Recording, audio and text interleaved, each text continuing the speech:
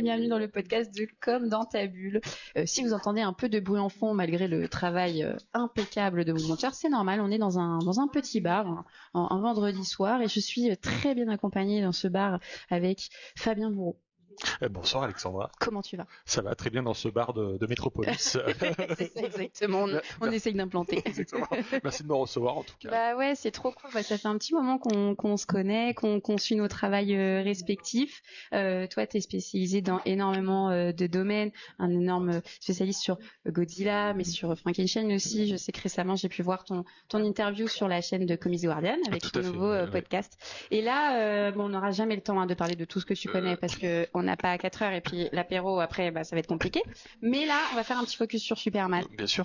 Parce que tu m'as proposé, tu m'as donné la possibilité d'avoir l'édition collector limitée de Moon Squad, qui a édité du coup la série animée de Mark Fleischer de Superman 1941-1943, distribuée par Mad Distribution, où du coup tu apparais dans les bonus et donc tu as travaillé. Oui, exactement. Oui, j'ai eu le plaisir de collaborer sur cette sortie vraiment événementielle. Des cartoons Superman des frères Fleischer, des studios Fleischer. C'est une sortie événementielle. Bon, c'est une belle année pour Superman 2025 et c'était aussi une belle année pour ressortir ces cartoons légendaires qui ont marqué, je pense, les adaptations de comics au cinéma. Complètement. Voilà, des cartoons de très haute qualité. C'était, je pense, tous les premiers cartoons du genre, la première adaptation de comics cinéma animé. Voilà. Oui, qui suivait du coup une émission de radio aussi dédiée à Superman. Ouais. C'est exactement, dans lequel d'ailleurs les deux acteurs qui incarnaient Lois Lane et Clark Kent reprenaient leur rôle pour les cartoons Buck Collier et Jane Alexander. Joan Alexander, tout à fait. Ouais. Oui, c'est en plus on approche les 85 ans des cartoons, puisqu'en 2026 on va fêter les 85 ans des premiers courts-métrages, donc ça tombe bien. Alors, surtout que là les cartoons ont été restaurés, donc on peut les admirer. Alors on pouvait les revoir régulièrement parce qu'ils sont libres de droit. On pouvait les voir, on a pu les voir à un moment donné en VHS, puis on pouvait les trouver dans les coffrets DVD Blu-ray des Superman de Richard Donner et Superman 2 de Richard Lester. Donc voilà, mais bon, en qualité d'époque. Ouais. Et là, les cartoons ont été restaurés, ils sont magnifiques, les couleurs sont superbes et on peut les admirer dans leur beauté totale, j'ai envie de dire. Ok. Voilà. Justement sur cette édition, comment tu es arrivé à collaborer avec ce studio-là? Quel était l'objectif de réintégrer du coup et de donner accessible aux personnes ces épisodes? Alors en fait, c'est Moon Squad qui collabore avec une société qui s'appelle Common Screen qui assure l'autoring du Blu-ray. Donc l'autoring, c'est toute la disposition des menus, implantation des bonus, voilà, c'est tout ce qui relève de la conception des disques. Et j'ai travaillé avec Common Screen plusieurs fois, voilà, c'est devenu des amis, donc sur plusieurs éditions, pour plusieurs éditeurs. Donc je suis un peu un habitué de la maison. Et lorsque l'éditeur, donc Alexandre Darmon, cherchait quelqu'un pour parler de ces cartoons, alors moi je voyais plusieurs personnes. Bon, je suis pas un historien des comics et voilà, on laisse les professionnels en parler. J'en ai une en face de moi, voilà, une des meilleures. Mais il se trouve que moi je suis surtout passionné sur les adaptations de comics au cinéma. Voilà. Et j'avais suivi pendant plusieurs années l'évolution de ces cartoons. Les différents transferts, et on avait eu une édition Blu-ray aux États-Unis, je crois, en 2023, qui était la dernière édition en date. Et je m'étais beaucoup renseigné sur les Fleischer Studios depuis plusieurs années, leur création, les personnages qu'ils ont créés, les personnages qu'ils ont adaptés, les techniques qu'ils ont employées. Et du coup, je me suis dit, écoutez, je veux bien le faire. Et pourquoi pas faire peut-être, je crois qu'on a fait 1h30 d'enregistrement. Ah oui. Et du coup, ils ont décidé de scinder ça en 2 parties. Oui. On a un bonus où je parle des studios Fleischer dans leur globalité et un autre où j'analyse chaque cartoon et ses spécificités. Voilà, chaque épisode. Oui, mais c'est assez fluide. Voilà. Avant ce travail sur l'édition, déjà ton lien avec Superman, ton premier contact avec Superman, et en quoi il te fascine? Alors, je crois que mon premier contact avec Superman, c'est la série de la fin des années 60. parce qu'ils avaient fait une série Batman à la fin des années 60 et une série Superman aussi, et je crois que c'était mon premier contact. Et même un peu avant ça, je me souviens de Flash petit, avoir vu des flashs de Superman 2 à la télé. Bon, ensuite, comme tout le monde, j'ai découvert ça ensuite peu de temps après chez un cousin qui avait une cassette avec quelques épisodes. Et puis après, bon, arrive Lois et Clark en 1993. Et puis je vois le Superman de Richard Donner un peu après sur France 2 à la même période dans les années 90. Et puis ensuite Superman, l'ange de Métropolis, qui fait suite à la série Batman de 92. Smallville, donc voilà, c'est toujours un personnage qui a été là. Personnellement, je le mets dans mon top 3 de mon podium de mes super-héros préférés après Batman et Spider-Man. Ok. Voilà. Top, voilà. Qui va permettre de sauver le monde. Donc, voilà, on est exactement. très heureux et heureuse. Et c'est marrant parce que c'est un personnage dont je me prétends pas expert, mais à chaque fois qu'il y a une nouvelle version, je suis toujours premier à y aller. C'est hyper intéressant quand tu disais que tu es expert en adaptation, parce que ces adaptations-là permettent de toucher le grand public. Bien sûr. Et de faire venir aux comics, c'est ça qui est passionnant, et au final permettent aussi de faire évoluer le personnage. Et c'est en ça aussi que cette série animée est tout simplement incroyable, tout en étant quand même sur des épisodes très courts. Donc là dans le DVD, il y a 17 épisodes, ça dure entre 8 et 10 minutes. Des fois il y a très peu de dialogue, voire pas. Et en même temps tout est dit entre le jeu entre Clark Kent et Lois Lane, ou même Superman et Lois Lane. Déjà, juste avant de... Vraiment, j'ai plusieurs questions du coup sur les thématiques de Superman. Est-ce que tu peux revenir sur le studio Mike Fleischer ?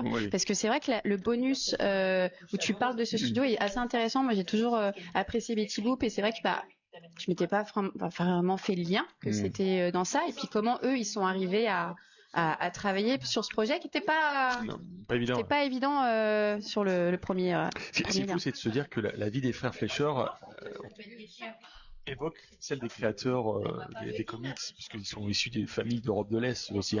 Max Fleischer est né lui en 1883 à Cracovie, donc à l'époque c'était l'Autriche-Hongrie, donc l'actuelle Pologne, et son frère donc Dave, oui c'est ça tout à fait, Dave, lui il est né une dizaine d'années plus tard à New York, puisqu'entre temps la famille s'installe aux États-Unis et à New York, comme beaucoup d'immigrés d'Europe de l'Est, et donc en fait bon, c'est une famille où il y a plusieurs frères et j'ai envie de dire entre guillemets c'est tous des tronches, voilà. Et en fait, Max Fleischer lui faisait des cartoons sur les soldats pendant la Première Guerre mondiale en fait. Sur comment on embrigade, mais comment on incite les soldats à la guerre. Enfin, des films éducatifs, voilà, c'est des films éducatifs pour les soldats. Voilà, je me corrige. Avec aspect pédagogique, voilà, mais en même temps, voilà. Donc c'était ça. Et ensuite, les deux frères, ils ont fondé un studio qui s'appelait au début Into the Inkwell, pour lequel ils ont créé le personnage de Coco le clown, qui est leur première grande création. Et très rapidement, c'était des cartoons qui mélangeaient des prises de vue réelles de Max Fleischer en train d'interagir avec son personnage de clown. Voilà.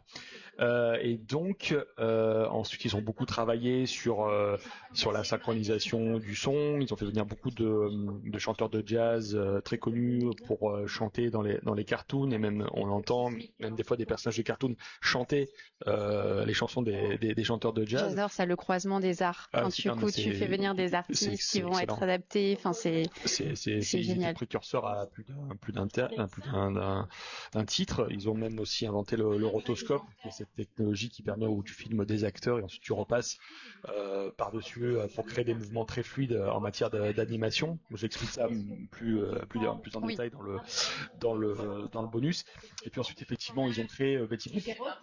Alors Betty Boop qui est loin d'être le personnage frivole, voilà, c'est comme une jeune fille qui essaie de survivre en pleine dépression et qui se fait beaucoup bully aussi par son entourage. C'est vrai, ouais. Donc c'est une jeune femme qui est en quête d'émancipation, une femme qui est en quête de liberté. Voilà, c'est une icône sexy, mais pas que en fait. Voilà. Oui, donc ça parlait déjà de féminisme à une époque quand même dans les années 40, les années, 30, un petit peu avant, 30. Début des années 30, et ce qui est impressionnant, c'est que quand tu vois les dessins animés des cartoons Fleischer, c'est des visuels très tourmentés. On sent qu'il y a la pauvreté, on sent que les gens sont aux abois à cette époque-là. Voilà, c'est pas tout glamour, c'est pas tout glossy. Et donc là où on va avoir une idée de génie, c'est d'adapter la grande star des comic strips de l'époque, qui est Popeye. Et là, ça va être leur deuxième grand personnage. Ouais. Sur lequel là aussi ils vont le faire chanter au début, c'est pour ça que ça fonctionne. Et donc Popeye, lui, il va aussi aider le studio à passer du noir et blanc à la couleur, puisqu'ensuite, petit à petit, dans les années, milieu des années 30, fin des années 30, Popeye va s'inviter dans les contes des mille et une nuits. Popeye va voyager, dans des très beaux cartoons, très colorés. Très exotique, hein, voilà aussi. Oui. Et une espèce d'exotisme, voilà. Mais ce sont ces cartoons-là qui vont permettre aux Fleischer de perfectionner toute leur technique. Mais il faut savoir que c'est aussi une entreprise familiale et il peut y avoir aussi des tensions. Il commence aussi à y avoir des tensions entre les deux frangins. Leur studio était basé à New York. Et en fait, c'est Paramount qui les produisait et qui subventionnait leurs cartoons. Et du coup, à la fin des années 30, ils vont établir un second studio à Miami. Pourquoi ? Parce que Max Fleischer avait une résidence à Miami. Voilà. Donc il voulait voir plus gros, voir plus grand. Donc il s'est dit on va faire une deuxième house à Miami. Et on va leur proposer aussi de faire un long métrage. Donc parce que Disney venait de faire Blanche-Neige et les Sept Nains et chez Paramount on dit il nous faut notre Blanche-Neige et du coup Max Fleischer adapte Les Voyages de Gulliver, alors qui va être un film extrêmement coûteux, qui va bien marcher, mais bon c'est toujours compliqué de rentrer dans ses frais à cette époque-là. Mais bon il faut amener de l'argent aussi dans les studios et Paramount achète les droits de Superman. Le droit de Superman qui était convoité par Republic Pictures, qui à l'époque produisait beaucoup de serials tels que Zorro, produisait les serials de Zorro. Okay. Et du coup, Republic Pictures voulait absolument faire Superman, et du coup, ils n'ont pas pu avoir Superman puisque c'est Paramount qui a pris les droits. Qui a récupéré les droits. Pour récupérer les droits, mais du coup, Republic Pictures va avoir les droits de Captain Marvel, donc Shazam. Et avec ce personnage-là, ils vont faire l'un des meilleurs serials de l'époque. Parce qu'il faut savoir qu'on a tendance à oublier, mais Captain Marvel, c'était un des comics les plus vendus de l'époque. Il était vraiment coude à coude avec Superman. Qui a été vite oublié. Exactement. Après, mais ça a parlé aux enfants de la Grande Dépression, parce que même si Superman, c'était vraiment le héros ultime, mais Shazam, le Captain Marvel, il avait un petit truc en plus, c'est que c'était un petit garçon qui se transformait en fait. Billy Batson, donc, du coup, les petits garçons pouvaient s'identifier comme on a pu s'identifier sur Spider-Man, qui était un personnage plus jeune que Batman ou Superman. Ouais. Exactement. Ouais. D'ailleurs, c'est Lou Gossett Jr. Qui joue dans la série Watchmen, qui joue le justicier masqué, là, j'ai oublié, le Hooded Justice, je crois. Ouais, il disait que quand il était petit, il lisait beaucoup Captain Marvel, voilà. Et du coup, Max Fleischer dit on le fait, et le plus petit frère Dave lui dit c'est peut-être un peu risqué de faire Superman. Bon, il nous faudrait $100,000 par épisode. Ah oui, ça quand j'ai. Il y a quand même un culot de proposer ça, quoi. Paramount te dit non, on vous en donne la moitié. Donc, ce qui fait que c'est déjà bien. Non, mais c'est énorme. Chaque épisode était entre 50 et $80,000. Ouais. Mais ça se voit parce que évidemment il y a le temps qui est passé et les évolutions technologiques et techniques qu'on a aujourd'hui, mais c'est quand même très très beau. Ah oui. C'est très rafraîchissant.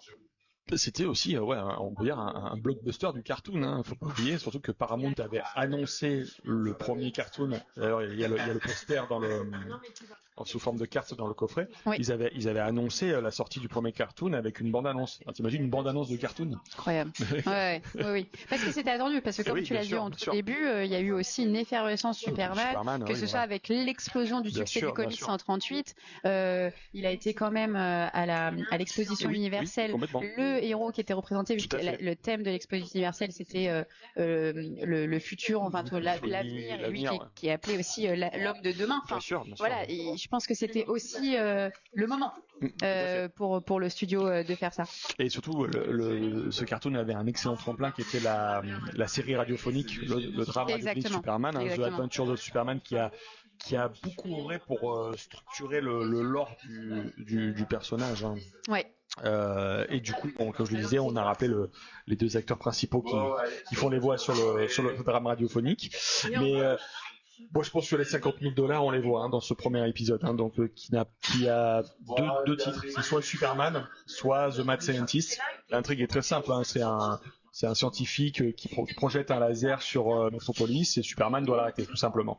Et ça va être le canevas finalement de tous les épisodes puisque Lois Lane va au devant du danger, mais elle y va par conscience professionnelle, c'est-à-dire qu'elle y va parce qu'elle a un super reportage à faire. Et du coup, elle va toujours vers le méchant et Superman doit toujours la sauver à un moment donné. Mais ce qui est frappant dans ce premier épisode, c'est vraiment l'influence de l'horreur en fait. Oui. Vraiment l'influence justement des films d'horreur de la Universal, l'expressionnisme allemand, etc. Enfin moi quand ça m'a surprise parce que moi, étant évidemment une grande fan de Batman TAS. C'est du Batman TAS dans le design des voitures, dans les immeubles, dans les ombres sur le côté, c'est incroyable. Tu parlais de Lois Lane, allez commençons avec elle pour aborder les différents épisodes. C'est hyper intriguant parce que elle est en plus en couverture, voilà, elle est portée par Superman. En effet, c'est une demoiselle en détresse constamment. Et en même temps, elle est insupportable parce que elle est assez quand même piquante, voire méchante avec Clark Kent. Il y a un épisode, elle lui vole sa carte presse pour pas qu'il ne puisse accéder au scoop parce qu'elle veut tout avoir. Et elle est très entreprenante. Elle va au devant des dangers constamment mais en plus elle le sait que ça va mal se passer. Elle va dans un avion pris par les Japonais qui comptent tout détruire sur le passage. Enfin, du coup, moi qui est toujours, tu sais, dans un questionnement de féminisme et de représentation, je suis hyper mitigée parce que à la fois elle est incroyable et à la fois il y a un moment donné elle se retrouve bloquée et sauvée par Superman. Alors et encore elle est relativement soft par rapport aux comics quand tu vois les comics d'origine où elle est vraiment ultra méchante avec Clark où elle lui dit même tu peux crever en enfer, je m'en fous, elle est presque soft par rapport aux comics, mais c'est vrai qu'il y a cette espèce de dichotomie entre ses capacités, c'est-à-dire que là on la voit dans la série, dans les épisodes, on la voit conduire un avion, elle conduit un train, on se dit mais elle est sans limite, elle se met à un moment donné dans le couvercle du robot qui vole dans le Mechanical Monster, je veux dire, incroyable. Ça ne peut que mal se passer. Voilà. Et en même temps, quand elle se fait sauver par Superman, elle est jamais mielleuse. Elle est toujours merci, trop bien. Ou à un moment donné, elle est Superman lui dit tu restes pute, hein, tu bouges pas. Oui, ok Milord, ça marche quoi. Oui. Et mais je pense que c'est aussi une manière d'extraire la personnalité des personnages en fait. En 5 minutes ou 10 minutes, t'essaies de faire au mieux en captant au plus près, je veux dire ce qu'est le personnage à l'os en fait. Est-ce que tu penses qu'il y avait quand même une volonté de poursuivre, de créer plus d'épisodes, parce que j'ai l'impression qu'on amorce des choses, notamment, alors je reste sur le sujet de Lois Lane, mais notamment je crois que c'est l'épisode 6 où il y a un baiser avec Superman. Oui, dans le noir. Voilà. Ouais. Mais c'est pas. Après, ça revient pas. Pas. Ce qui est intéressant, parce que du coup, la série n'exploite pas la relation amoureuse, et en même temps, on se dit, peut-être que ça aurait pu être abordé avec plus d'épisodes, plus de. On reste sur un format cartoon. Oui. Donc en fait, les cartoons. Le timing est très serré, et puis on n'est pas sur une idée de faire du drama entre guillemets. Tu vois, on n'est pas sur du cliffhanger. L'idée, c'est de proposer des sensations pures, des sensations fortes, du thrills, comme je disais. Et toucher le maximum de spectateurs aussi. Il n'y a pas encore cette idée de cliffhanger aussi bien dans les péripéties que dans les relations entre les personnages. D'ailleurs, ils se gardent bien d'utiliser des méchants du comics. Il n'y en a pas. C'est vraiment de la science-fiction pure dans la première partie avec les robots, le dinosaure, les voitures fusées, tout ce genre de choses. Et c'est vrai que dans la deuxième partie, quand ce ne sont plus les frères Fleischer qui pilotent les épisodes parce que ils ont été remerciés par Paramount et Paramount a reformé le studio sous l'appellation des Famous Studios.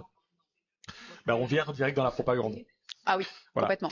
Ce qui est de pair avec ce qu'on avait dans les comics à l'époque, acheter les bons du trésor. Et on a cette espèce de xénophobie, cette xénophobie anti-japonaise totalement assumée que l'on retrouve dans le serial Batman de 43 aussi. Oui. Où et qu'on a en parallèle avec Marvel et Captain America qui défend les États-Unis, qui combat les nazis. Enfin, on est de toute façon dans une période d'instabilité politique qui font que c'est assez marquant. Je sais que moi j'avais bossé sur une conférence sur les dessins, les séries d'animation, et avec mon collègue Marceau, on avait noté, enfin lui ça lui avait dit direct, il m'avait dit il faut qu'on parle de ce moment où Superman détruit l'arme d'un japonais Oui. Qui est assez symbolique parce que il ne lui casse pas la figure à lui. Non. Et c'est hyper intéressant aussi la façon dont il montre un Superman qui n'est pas violent, qui est uniquement un défenseur. Oui. C'est ça qui est assez intéressant aussi dans cette série, qui en parle, qui montre beaucoup de ça. Après, c'est vrai que dans les comics, Superman allait déjà à l'étranger pour résoudre des problèmes, prendre des dictateurs par le callback en leur disant bon maintenant vous allez faire la paix, sinon ça va mal se passer. Là, on retrouve un peu cette idée-là. J'avoue que l'épisode donc The Eleven Tower où ils vont au Japon est très ambigu parce qu'à la fois je trouve que c'est un bijou technique, c'est très atmosphérique, c'est très beau à regarder, vraiment on est cette esthétique de film d'espionnage, de film noir un petit peu, mais on est dans la propagande pure, donc ça on se dit oui, c'est bon. Avec un recul aujourd'hui c'est un peu gênant. Oui. Superman qui démonte toute la flotte japonaise à lui tout seul sans pour autant effectivement s'attaquer aux soldats eux-mêmes. Exactement. Alors que Lois elle reste dans la tour, pareil en grande reporter. Exactement. C'est très intéressant. C'est peut-être sur cet épisode-là où ils auraient pu pousser la relation, où à un moment donné, elle découvre que, je sais pas, elle rentre dans la chambre, il est en train de se changer, ils auraient pu jouer là-dessus, mais non, on reste encore sur ce format purement cartoon. C'est presque Lois en fait qui tue le plus de personnes dans les cartoons parce qu'à un moment donné, elle contacte par radio l'armée américaine qui bombarde tous les U-boats d'Allemagne. Oui. Bon. Et ça montre c'est peut-être voulu le côté un peu impétueux, le côté un peu sans limite de Lois Lane, et du coup un Superman qui est toujours dans le contrôle. Qui fait toujours très attention aussi à comment il combat. Donc du coup il y a vraiment toute une partie propagande. Mais il y a aussi, et ça c'est intéressant sur les bonus, toute une partie référence pop culture incroyable où une scène qui fait référence un peu à Indiana Jones en sous-sol où elle est Lois Lane et comment dire ligotée avec un autre personnage. Il y a une référence à Godzilla, il y a une référence à King Kong. Alors je vais peut-être un peu trop loin, mais il y a l'épisode du cirque que j'aime beaucoup.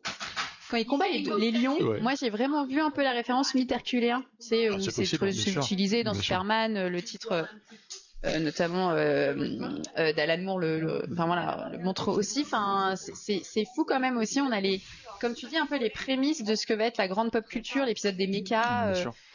Est-ce que c'était conscientisé de leur part? Enfin, comment ça s'est créé ces figures-là? Je sais que l'épisode du cirque vient du fait que le deuxième frère, donc Dave Fletcher, était clown. Ok. Donc, du coup, c'est pour ça que j'avais aussi créé Coco the Clown. Donc, c'est vrai que les clowns reviennent souvent dans leur carrière. Je pense qu'il y avait surtout une volonté d'affronter Superman à toutes les merveilles et à tous les cataclysmes, en fait. Oui. Voilà. On va le faire affronter les animaux les plus puissants, les plus sauvages, notre imaginaire à nous. Bien sûr. Le gorille, le lion, le dinosaure. Bien sûr. Qui annonce effectivement Godzilla, et c'est vrai que ça joue beaucoup sur le côté catastrophe naturelle, tu vois, tremblement de terre, volcan. Il y a tout un épisode sur une île avec un volcan qui est très beau. Il est super celui-là. Ouais. Où Lois Lane est habillée en bleu et ça la fait ressortir par rapport aux volutes de lave et de projection du volcan. C'est vraiment très très beau. Non, je pense que l'idée c'est de montrer Superman, personnage capable de tout affronter en fait. Alors il n'est pas totalement, il n'est pas insensible en fait. Ah non. Ce que reprendra la série animée des années 90, c'est-à-dire qu'il se prend des coups, il les ressent. Et après, il se relève direct. Oui. Mais il y a ce côté, je suis pas un bloc de marbre. Quoi. On le voit, il ressent. Ça m'a marqué dès le premier épisode que tu analyses bien dans les bonus aussi, où il y a un faisceau lumineux, je crois, et il est bloqué. Et ça a beaucoup fait sens pour moi sur le film Superman de James Gunn. Exactement. Tu sais quand il y a eu les images où on le voit dans la neige ensanglantée, beaucoup de personnes. C'est pas ça Superman pour moi, il peut pas être blessé, etc. Et moi j'étais en mode c'est fantastique, il faut déconstruire ce mythe, ce que je disais, ce mythe herculéen et tout. Et au final, ça fait partie de l'essence du perso. Complètement. En regardant les épisodes, souvent, c'est quel épisode où il poursuit deux méchants et la porte il arrive pas à l'ouvrir. Ah oui. Oui. Et du coup j'étais en mode bon, quand même, Superman, enlève cette porte. Mais bon, c'était une porte blindée quand même. Je trouve que c'est très intelligent de leur part. Ce qui m'a toujours marqué, c'est un épisode où il est sous l'eau À un moment donné, il est attaqué par des câbles.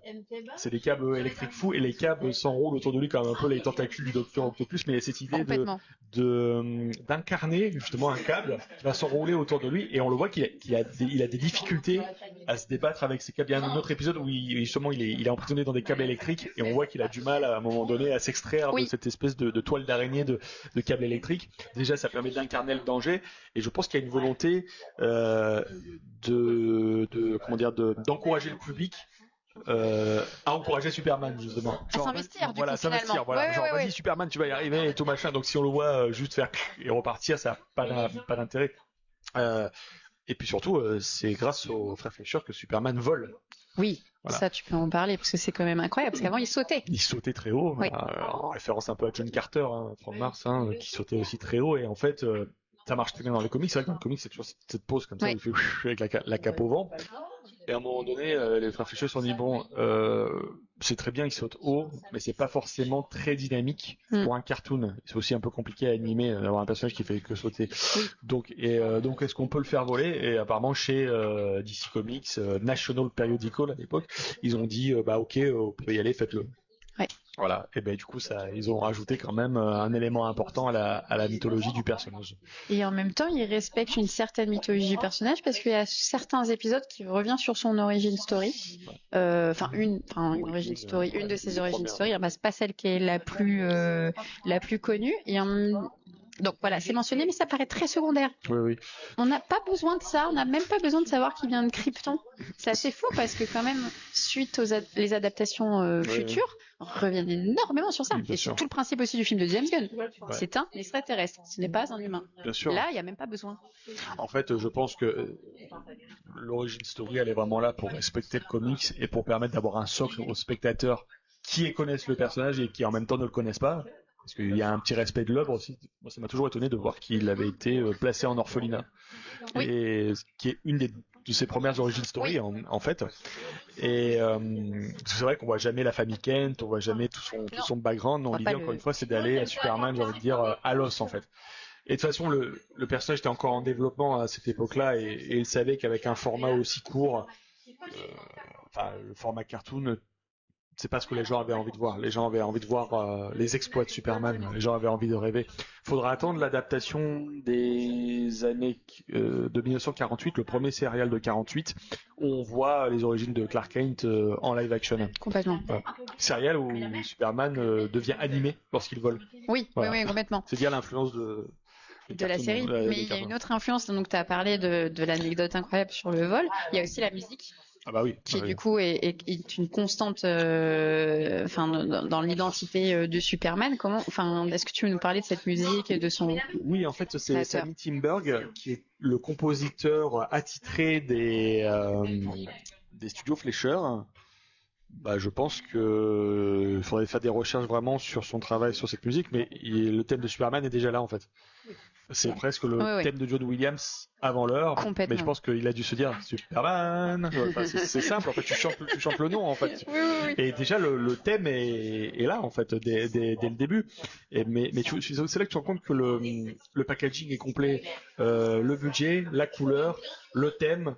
Le travail sur la photo, vraiment, on a une adaptation de haut degré dès le début. Et puis, ça montre aussi le soin que les Fleischer mettaient dans leur production. Et puis, la musique est très importante dans le cartoon de manière générale, dans l'histoire du cartoon. Il y a un truc qui est aussi impressionnant là sur la figure de Superman, c'est cette routine de le voir se changer, qui est pas directe, mais du coup, à chaque fois, il a une ombre. Et du coup... Il y a un côté intéressant que ça casse le côté épique. C'est-à-dire que on a vraiment, j'enlève le pantalon, c'est ça. Je remets la culotte. Oui. C'est quand même incroyable qu'il est tout de suite après coupé au moment où il vole et au moment où il combat. Je ne sais quelle menace. Oui, en plus, je pense que c'était encore une fois une idée de jouer sur l'impatience du spectateur de voir Superman arriver. Tu sais, le sweet up, le plaisir du sweet up. Complètement. C'est un peu perdu en fait, je trouve. C'est vrai. L'adaptation de comics. Exactement. Le plaisir de voir le héros s'enlever sa tenue civile pour enfiler sa tenue de super-héros. Je pense que le frisson super-héroïque il vient de là aussi à la base. Et puis aussi il y a une petite subtilité dans l'interprétation de Bud Collyer, parce que quand il parle en Clark Kent, il a une voix très douce. Et en fait, il fait la transition entre les deux personnages quand il dit It looks like a job for Superman. En fait, Oui, il vient de plus grave. Voilà, ouais. Qui marche super bien à la radio, parce que justement, ça lui permet d'incarner les deux personnages. Tu disais un truc tout à l'heure, tu disais finalement il y a peu de dialogue. L'émission radio, par essence, il faut de la voix. Donc c'est pour ça que les personnages parlent beaucoup et décrivent les situations qu'ils sont en train de vivre. Normal, il n'y a pas d'image. Et c'est très intéressant de voir un Superman quasiment mutique, parce que finalement, en fait, ses actions parlent pour lui. En fait, t'as même pas besoin de le montrer parler, en fait. Ouais, complètement. Et même dans ses actions, il reste toujours très bienveillant. Il ne tue personne. Ouais. Ce qui est intéressant aussi, tu le mentionnais, c'est Clark Kent, qui est vraiment, je trouve que le travail de la double identité fonctionne énormément et qui est sûrement une inspiration pour toutes les œuvres. Je sais pas pourquoi, là j'ai en tête, parce que tu parlais, tu sais, de le moment où le personnage crée son costume. J'ai pensé au Spider-Man de Sam Raimi, tu sais, quand il dessine. Et du coup, les films de Sam Raimi, c'est mes préférés. Oui, moi aussi. On sera d'accord. Aborde beaucoup la différence entre son identité civile et Superman. Et là, c'est quand même assez énorme parce que Clark Kent est nul. Il y a une scène pardon, il y a une scène dans l'opéra et il s'endort à l'opéra. Bon, il perd sa carte. Bon, tu sais pas trop s'il fait exprès de perdre sa carte, etc. Voilà, la fameuse carte que Lois Lane lui pique.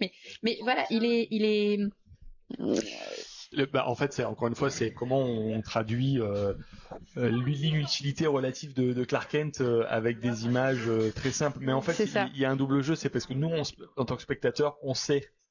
Lois, elle sait pas, mais nous, on sait, en fait. On sait que c'est Superman et on sait que potentiellement, il fait exprès. D'ailleurs, il y a un jeu avec nous, parce qu'à chaque épisode, quasiment, il se retourne vers le spectateur et il fait un clin d'œil et il casse le 4e mur. Bien sûr. J'imagine les enfants à l'époque, ils devaient être fous. Il y a Superman qui le regarde. C'est quand même précurseur, ça, quand même, le 4e mur, parce que on en a beaucoup parlé au moment de Deadpool, où c'était assez dans notre époque, on va dire dans notre période, incroyable qu'un personnage nous parle, mais je sais pas si ça avait existé avant. En tout cas, dans le milieu du super-héros.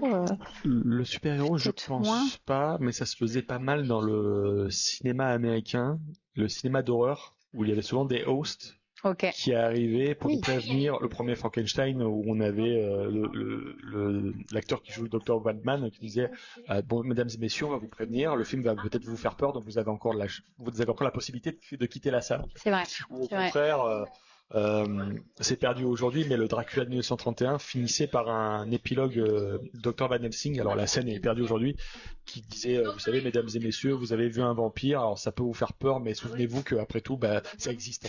Ou Tales from the Crypt, t'as le gardien qui te parle à chaque épisode. Exactement, Donc je pense qu'il y avait cette idée le côté un peu playful qui s'est un peu perdu, mais qui était directement intégré dans les films, où des fois il y avait les fameux whodunit, donc ces films à énigmes où il y a toujours un criminel à démasquer à la fin. Souvent à la fin des films, il y avait un acteur qui sortait d'un rideau qui disait surtout ne spoilez pas le film aux gens, dites-leur de venir voir le film. Ouais, complètement. Est-ce que toi il y a un épisode que tu préfères, un épisode qui te touche le plus? Alors bon, vu ma passion pour les kaiju, bien entendu, il y a celui sur l'Arctic Giant qui est fabuleux, mais j'aime surtout celui-ci là, The Bulleteer, celle avec les voitures fusées, parce que je trouve que ça annonce vraiment l'esthétique de Batman TAS. Il y a une voiture un peu transformable qui me fait penser à la voiture de Bruce Wayne.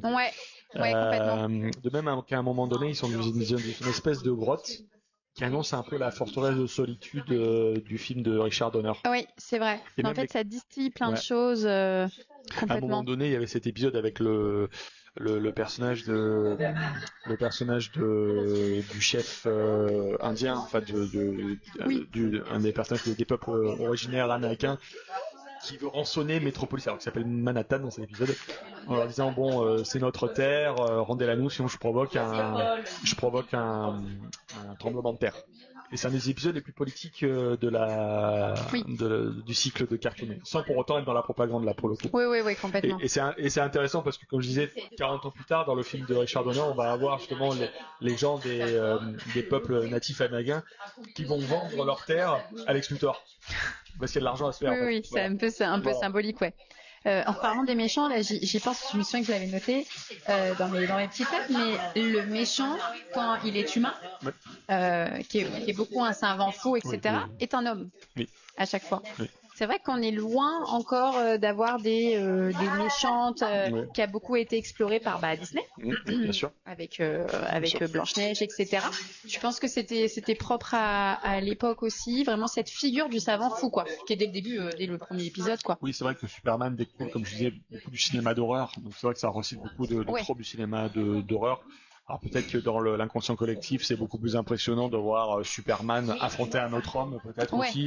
Et peut-être qu'ils estimaient que Lois Lane, vu sa personnalité, on n'a peut-être pas besoin d'avoir un autre personnage face à elle, même si ça aurait été intéressant de voir Lois Lane entrer en conflit avec un autre personnage féminin.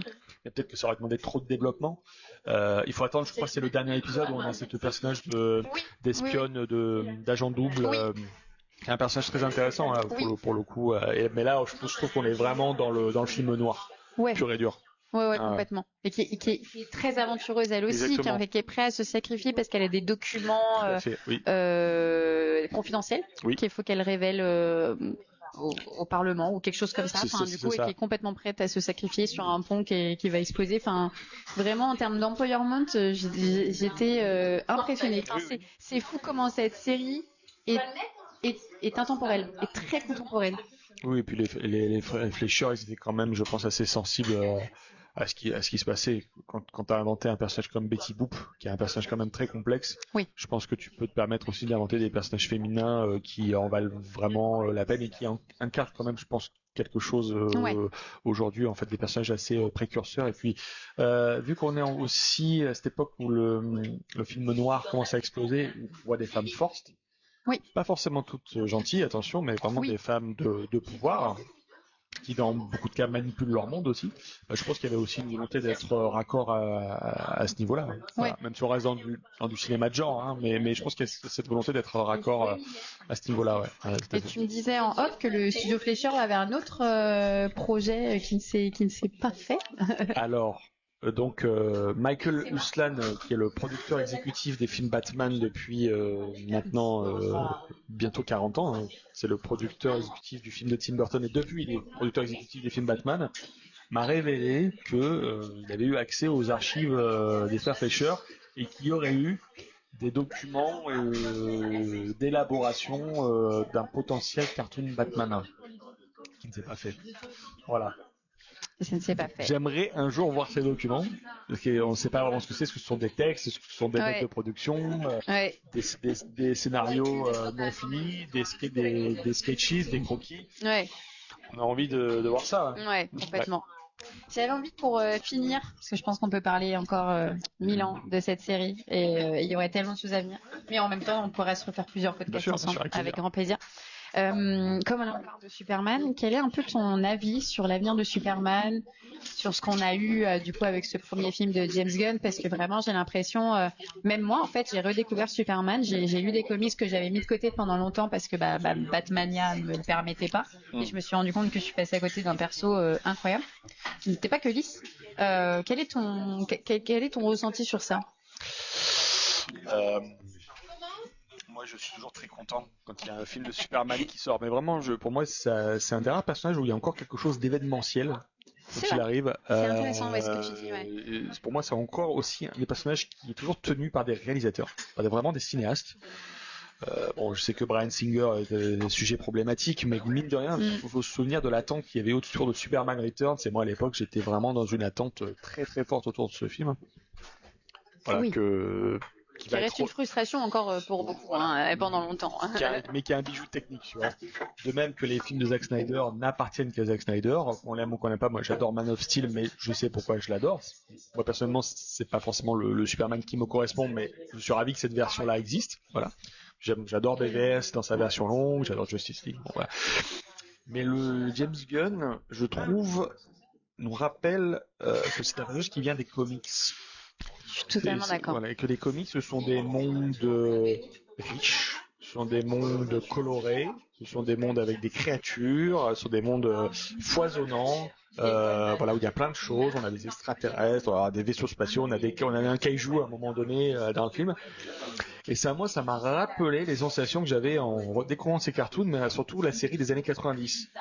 Où il y a ce plaisir d'être dans Metropolis déjà, dans un premier temps, voilà, cette ville lumière, cette ville un peu dorée.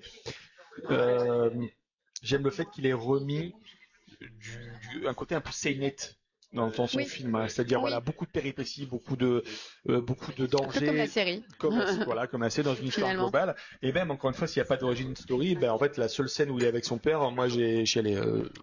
J'ai dit ok, d'accord, faire une seule scène. Mais tout de suite. De toute façon, ils se sont installés. Je me suis dit, je vais y aller. Et ça te montre que finalement, tu peux très bien te passer de l'origine story parce que tu peux faire confiance à ton spectateur. Mais ça dépend comment tu caractérises ton personnage pour ce qu'il incarne en fait. Et là-dessus, moi j'ai été complètement séduit par le film. Je regrette de ne pas l'avoir vu plusieurs fois, j'ai pas eu le temps. Mais oui, je suis d'accord. Je pense qu'il mérite plusieurs lectures, parce que en plus il y avait tellement une attente, une communication très accrue et à raison de Warner et à DC, même d'Urban, que je pense qu'il a plusieurs grilles de lecture. Je pense. Vu le travail de James Gunn.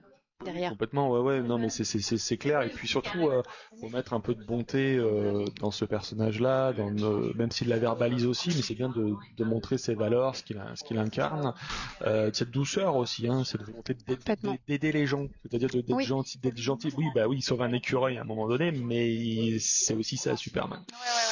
C'est plus ce côté, et c'est ce que je retrouve aussi un peu dans les 4 fantastiques, mais plus dans Superman, c'est on va aider les gens d'abord, et ensuite on va se débarrasser du gros monstre, voilà. C'est vrai. On n'est pas là pour c'est pas Batman. Voilà. Voilà, c'est moi qui le dis. Mais on l'aime pour autre chose. On l'aime pour autre chose. Mais du coup, je trouve que c'était une année passionnante parce que même les comics, Absolute Superman, c'était vraiment passionnant, quoi. Oui. Il y a des rééditions aussi de titres plus anciens de Superman qui se font sur Urban, qui permettent vraiment de redécouvrir le personnage, quoi. Et puis féminin. Exactement. J'ai vu beaucoup de petites filles dans les boutiques, dans les librairies, chez Album, tout ça, où c'est des petites filles, des jeunes femmes, des petites filles qui se passionnaient de Superman. Et je pense que quand Supergirl va arriver l'an prochain, je pense que là, ça va vraiment prendre une autre ampleur finalement. Prendre une autre ampleur, mais je pense que ça va s'inscrire dans le zeitgeist. Ah ouais. Ouais, je pense. Parce que je pense qu'on aura un film peut-être beaucoup plus sombre. Oui, si ça s'inspire vraiment du comics de Tom King. Voilà, on est quand même sur un personnage alcoolique dépressif. C'est ça. Voilà, ça mais pose. qui a ses raisons aussi. Exactement. C'est ça qui est super intéressant. Mais c'est dur d'être la cousine de Superman. Exactement. C'est pas facile d'être la cousine de Kal-El. mais non, je suis très excité par ce qui se passe autour du personnage. C'est très difficile de faire la part des choses parce qu'il y a beaucoup d'informations au contraire qui circulent sur l'avenir de DC au cinéma. Oui, ça a marché, ça a pas marché. Bon, bref. S'ils font le deuxième film, ce qui va être le cas, moi je suis content. Complètement. Et je veux juste que le personnage ait le temps de s'installer. Si on peut avoir une trilogie Superman, ce serait bien. C'est un petit message que tu donnes là à DC. J'aimerais bien donner nous ce qu'on attend depuis des années. Longtemps, quoi. Non, si c'est la même équipe, si c'est le même esprit, moi je suis content. En plus, s'il y a Brainiac, moi je serais le ravi aussi. J'aime beaucoup Brainiac. Oui, complètement. Voilà.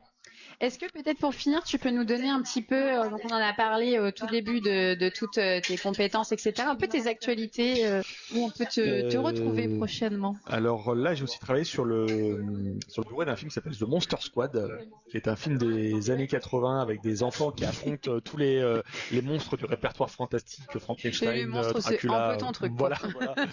Et sur ce Blu-ray qui sort chez Extra Lucid Film, j'ai fait un livret qui s'appelle L'Union fait la France, dans lequel je reviens sur tous les crossovers monstrueux du cinéma, avec un focus central sur Monster Squad.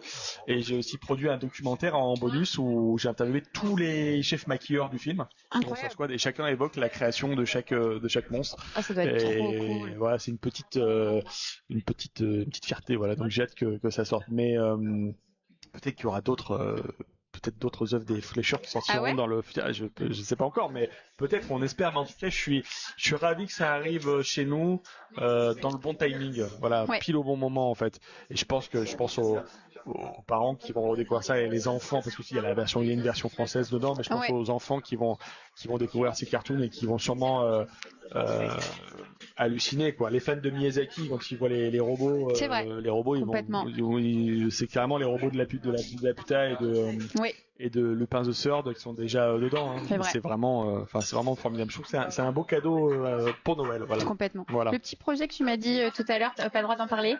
Non, ça c'est une envie là. Je peux pas dire, Ok, mais très bien. Je le garderai que pour moi, mais voilà, ça a l'air trop bien. Allez, je peux te dire, mais c'est vrai que j'ai fait une interview avec Michael Uslan, le producteur des films Batman, pour le magazine Metal Hurlant, où il nous raconte comment est-ce qu'il a obtenu les droits de Batman et entamé cette longue odyssée de 10 ans qui va donner finalement le premier film de Tim Burton.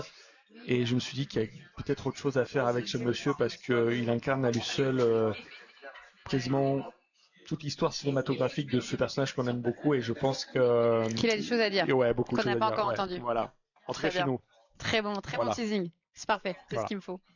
Merci beaucoup Fabien, c'était super. Je pense que de toute façon on se reverra pour d'autres sujets et d'autres événements. Avec plaisir. Et voilà, n'hésitez pas à vous procurer ce coffret. De toute façon, le podcast va sortir pour décembre, donc c'est un beau cadeau et de Noël et de Nouvel An, parce que comme vous allez recevoir des cadeaux que vous n'aimerez pas et que vous allez revendre sur des sites que je ne citerai pas, et ben vous pourrez vous acheter avec les sous que vous récupérez cette édition-là. Bravo à toi pour ton travail dessus. Et puis je vous dis à bientôt.